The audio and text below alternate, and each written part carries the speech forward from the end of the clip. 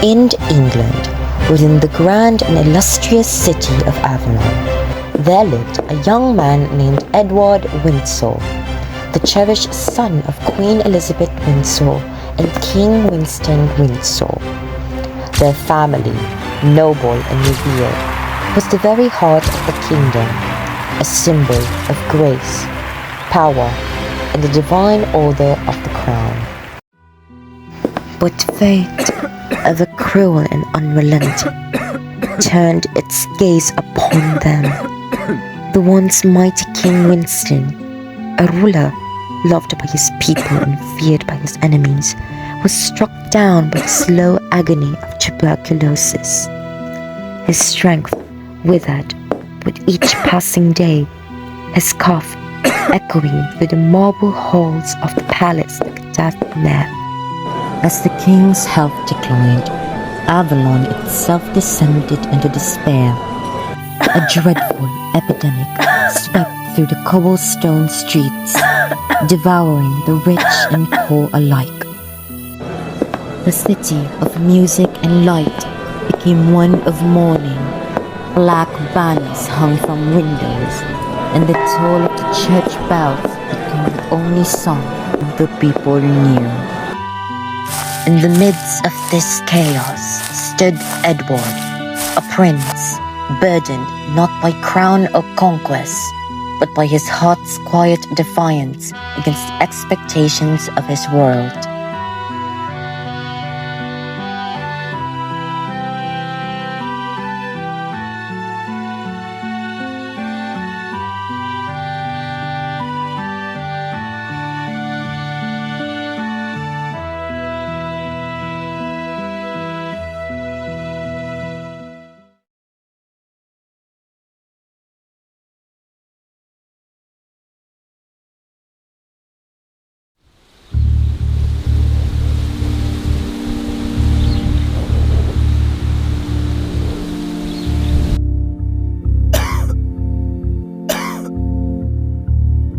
You're right, my love. You've been coughing far worse today. I'm fine, my love. Just a passing chill. Let's hope the Kingdom of Castile approve our settlement of marriage soon. We shall, dearest, but we must be patient.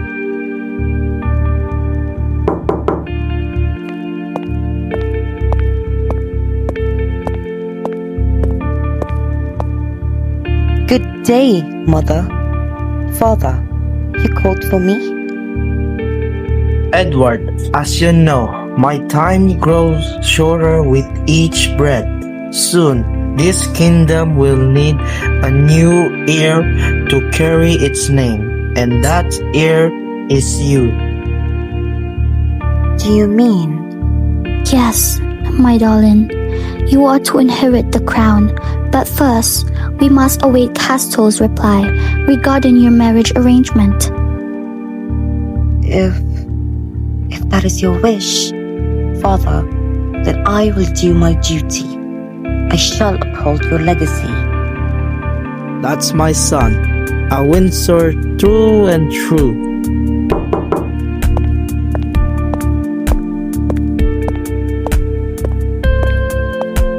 Father, you will not believe what I've discovered in the royal archives. Oh, pardon, brother. Didn't see you there.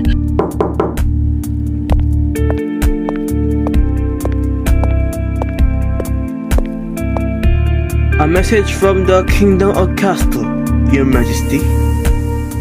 You are dismissed.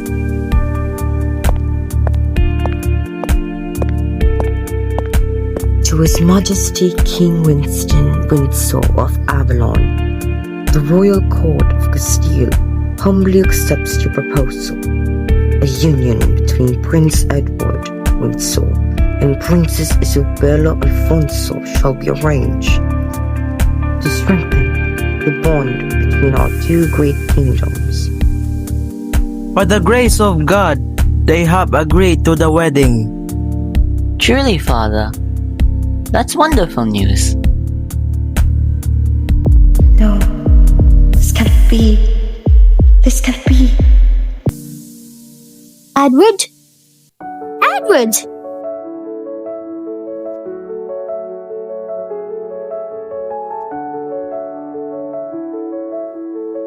What a proud day for our house! Edward, this is a great honor. Yes, Father, I'm happy too. I cannot wait to meet her. My brother is finally a man, to be wed to the Princess of Castile, the future Queen of Avalon. After a few days, the Queen had died. Queen Elizabeth's sudden death cast a sorrow over the palace. As the bells tolled, Edward clutched her flowers and rosary, remembering her final words, "Live truthfully, my son." From that moment, he vowed to honor her wish, no matter the cost. 3 days later, the Spanish visitors commenced to arrive in the grand kingdom of Avalon. The palace buzzed with anticipation, banners raised high, nobles dressed in the finest skills, and the scent of roses waiting through the halls. Look at you, all grown now, ready to be wed. Mother would have been proud. Perhaps. Come on, Edward. Don't keep thy head so low. You should be happy. This is for the good of the family, for the kingdom. How could I be when... Look, I know it's difficult, but as Mother used to say, we must go on. That's what strength looks like. You know what might cheer you up? I had quite a scandal earlier. A gentleman in the lower court confessed that he fancied some coin. Can you imagine how utterly disgraceful? How is that supposed to cheer me up, brother? I thought you'd find amusing, considering nonsense, filthy, unnatural beings mocking the very image in which you are made. To desire one's own kind, such corruptions have been heard from the earth long ago. No such wickedness belongs in God's world. Brother, that is utterly rude. And did I lie? These men and these women, that's the way of the world. Those abominations who stray from it deserve no pity. You best not sympathize with them, Edward.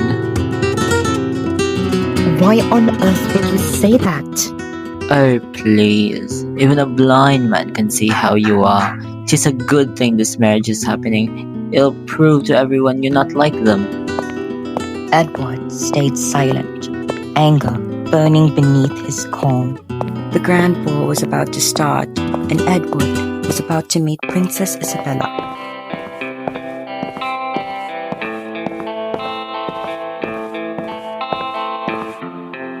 Would you wish to dance, perhaps? Sure, but only if Duke promises not to step on my gown. As the orchestra played, Edward and Isabella moved in perfect rhythm, their steps light and graceful. The world around them faded, only the music and their breaths remained. For the first time in a long while, Edward felt warmth bloom in his chest.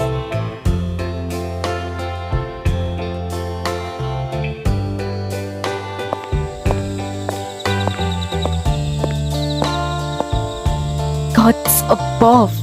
I've survived. Barely. My toes, however, did not. I swear, if Alfred calls it a success, I shall personally exile him to the stables. That bad, huh? Pardon. I did not see thee there. Okay, that's usually how hiding works. You were hiding? From the endless dancing? Absolutely. I suppose I share thy sentiment. The evening feels too heavy with expectations. Por favor, I'd rather be executed than twirl one more noble woman who smells like a spice cabinet.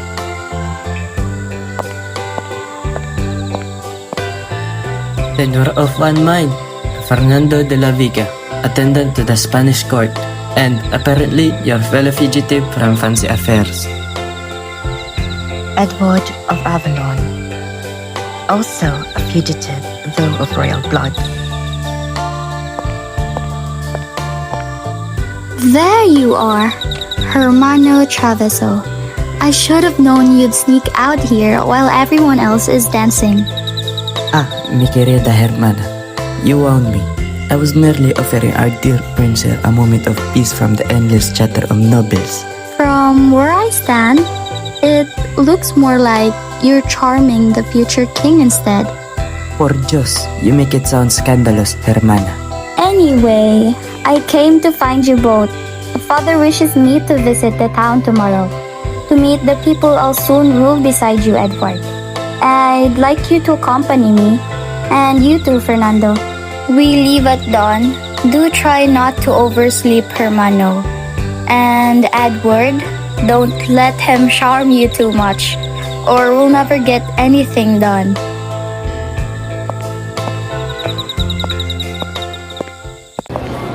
The morning sun bathed the town of Avalon in gold as Isabella, Fernando, and Edward walked through the bustling square.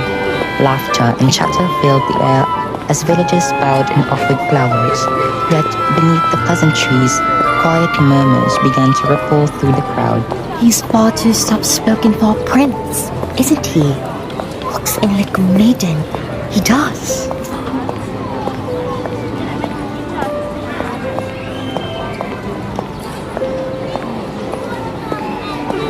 Well, what a surprise!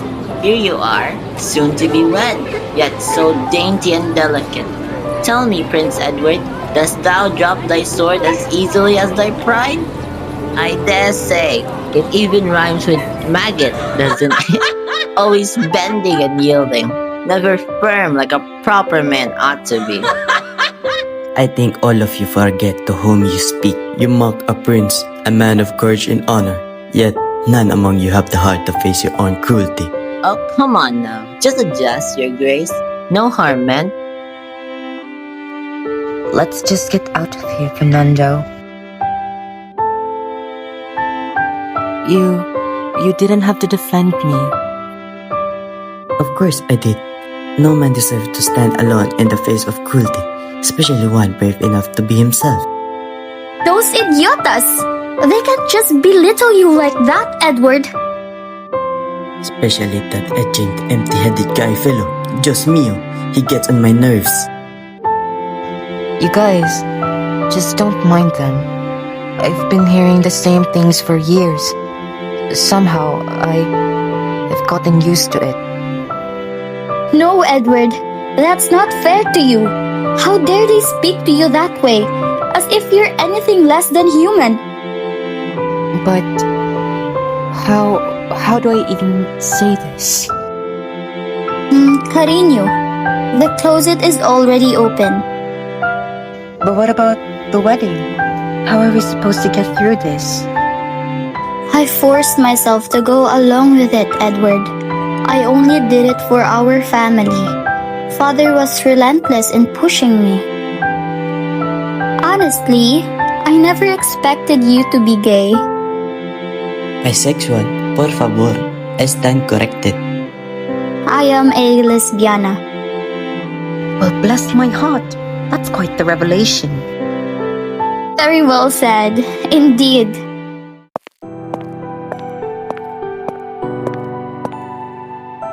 Mom, I don't know if you can hear me, but I have to tell you something. It's about Fernando. I can't stop thinking about him. I know it's wrong. At least that's what everyone says. The church, father, brother, the whole kingdom. But it doesn't change how I feel. You once told me the hardest part of life is accepting who you are. But, Mother, it's not easy. They whisper, they laugh, they look at me like I'm some kind of monster. Who's there? Relax, I'm not a ghost. Fernando? What are you doing here? I came to see you, to make sure you're okay. You've been avoiding me and Isabella, and you ran off in the middle of the night to a graveyard. It's not that simple.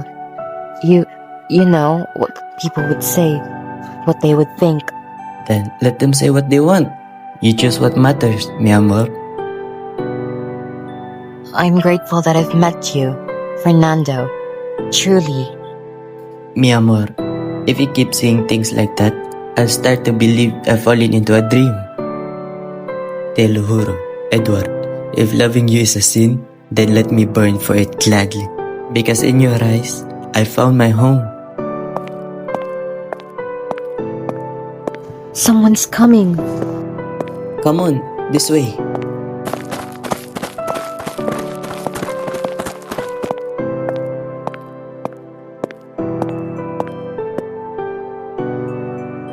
The bells of St. Augustine's Church tolled solemnly, echoing across the cobbled streets of Avalon. The Windsor family arrived at the Grand Cathedral, joined by the Garcia family and curious villagers who whispered among themselves about the surprise the priest had prepared. My dear family and honored guests, I have called you here today to celebrate truth. The truth that cleanses the soul and restores righteousness in our hearts. For far too long sin has wrapped within our home, a sin so vile, so unnatural, that it threatens the very foundation of our faith. No, he wouldn't. Now, before the eyes of God, I reveal the truth, the unholy bond between my brother, Prince Edward Windsor, and the foreign prince, Fernando Alfonso of Barcelona. You have no right to speak of love as though you understand it. What we share is not filth, it is devotion, it is trust, it is human.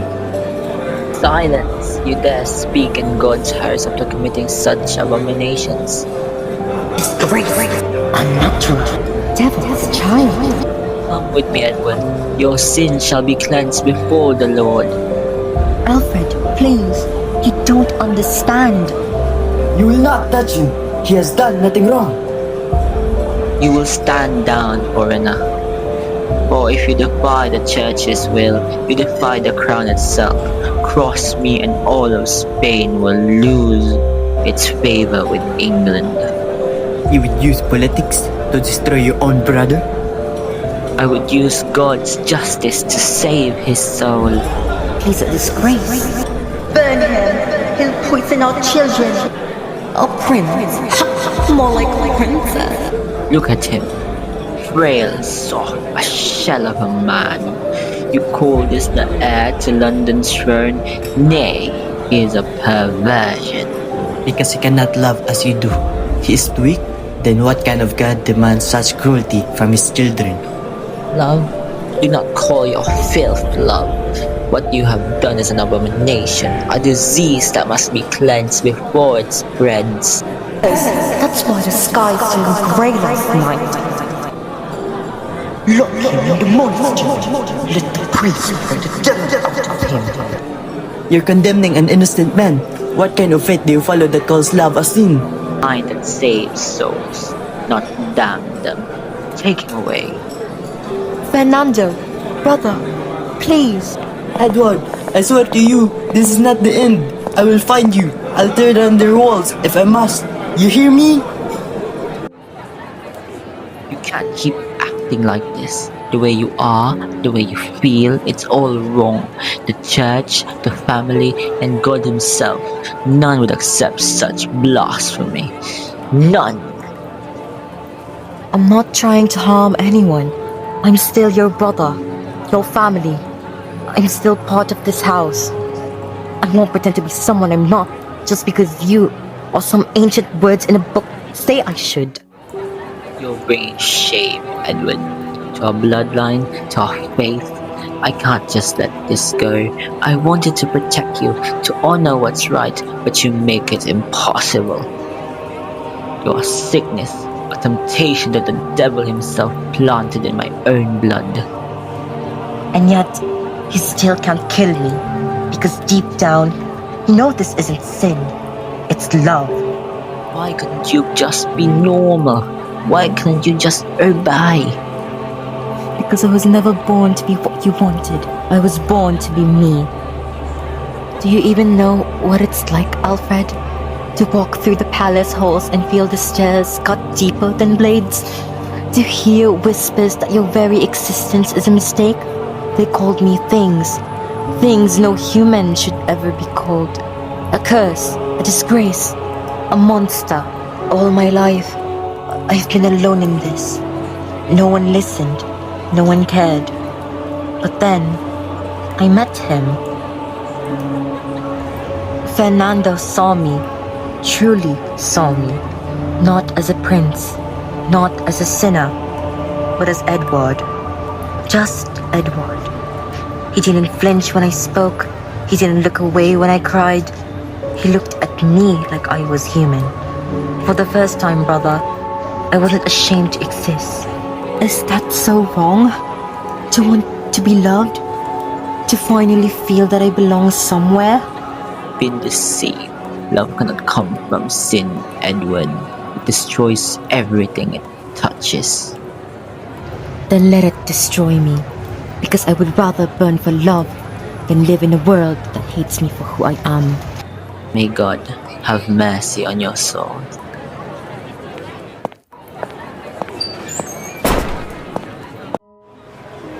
A prince or not, he's a sinner all the same. Lying with another man? Disgusting. Aye, sodomy is a crime against God and the crown both. Men have been hanged for less. Hanged? Nay, behead him. Let the fit of his blood cleanse the streets.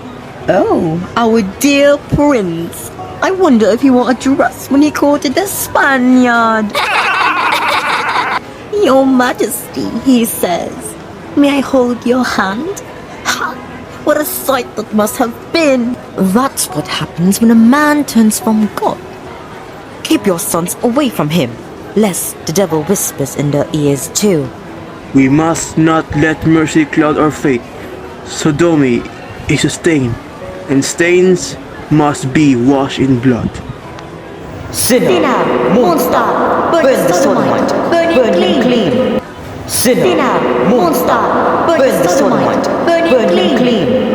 Sinner, monster, burn the sodomite, burn him clean. Your Grace, a message from His Majesty. And if I refuse to read it, then I fear, my prince, you'll be left with no choice at all.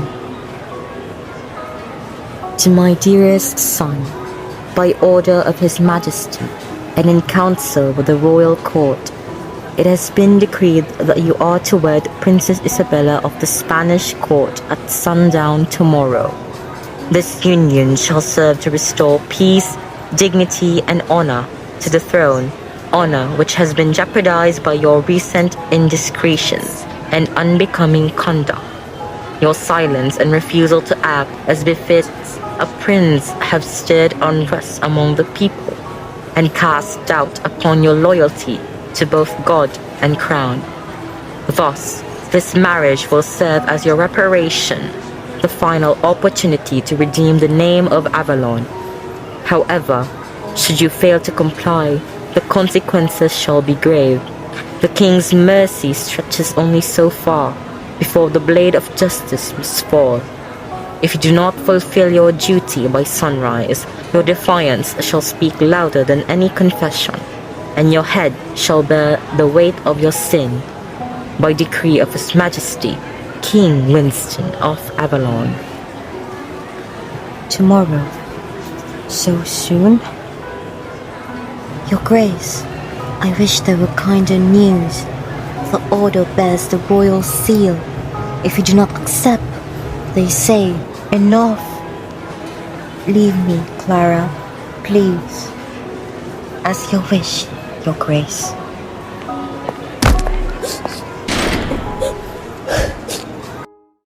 You look radiant, my daughter. The people will see their future queen. Father, must it be so sudden? The wedding was meant to be in 3 days. Your brother's scandal has already darkened our house.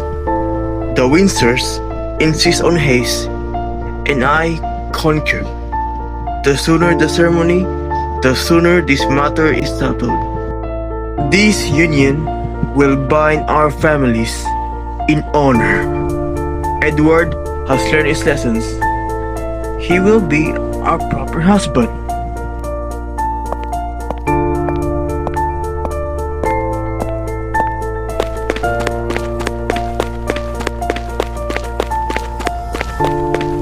Take this to my brother.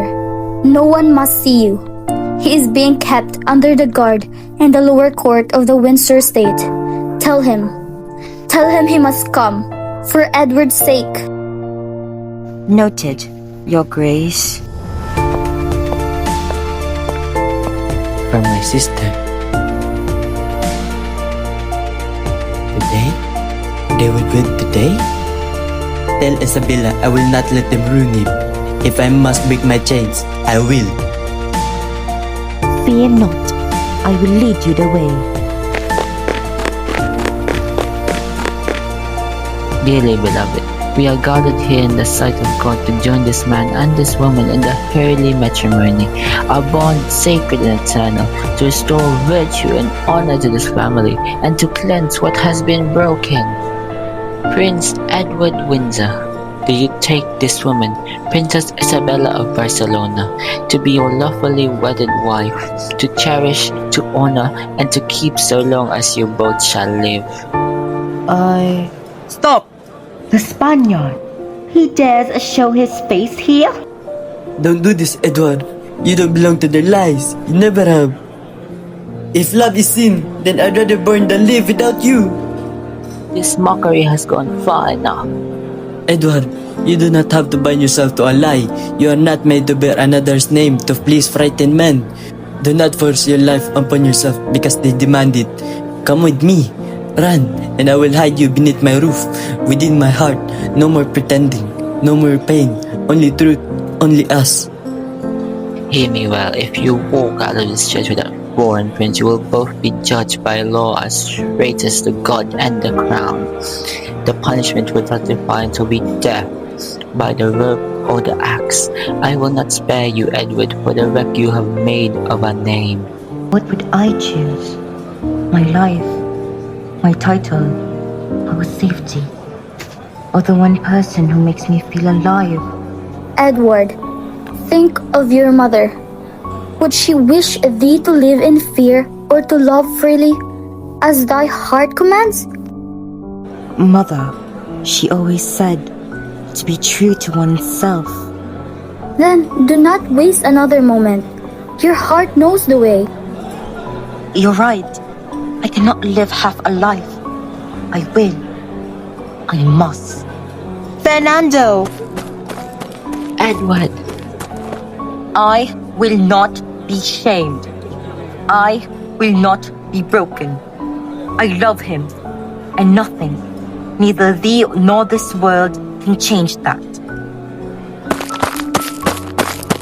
Guards, seize them, drag them to the scaffold. Let the world witness the Prince of Defiance, and let their screams echo as a warning to all those who dare betray God and the crown. Edward and Fernando are condemned for their forbidden love. As the execution nears, Fernando tells Edward he loves him one last time. After that, Fernando was killed. As Edward stands on the scaffold, defiance burns in his eye. You call us monsters, fools, abominations. You cheer at death. You mock love. And yet, you know nothing of the heart. Your hatred, your cruelty, cannot touch what is true. You may take our bodies, but never our hearts. Mother, you always told me to be true to myself, even if the world hates what it does not understand. I've only lived a short while in this world, but even in that fleeting time, I've seen kindness, love, and cruelty. I am grateful, truly grateful, for every moment I have breathed, for every person I have loved, for every heart that has shown me care, even if it was brief. Perhaps someday in the future, people will see each other as we have, without fear or hatred. Maybe they will treat love like it should be treated, as a gift, not a crime. I die knowing I have loved, and that is more than any ever will. Tell Father, tell him I love him, and tell Alfred that no matter what he's done, no matter how he's looked down upon me, he is still my brother. I forgive him. I always will. Love is never wrong, even when the world says it is.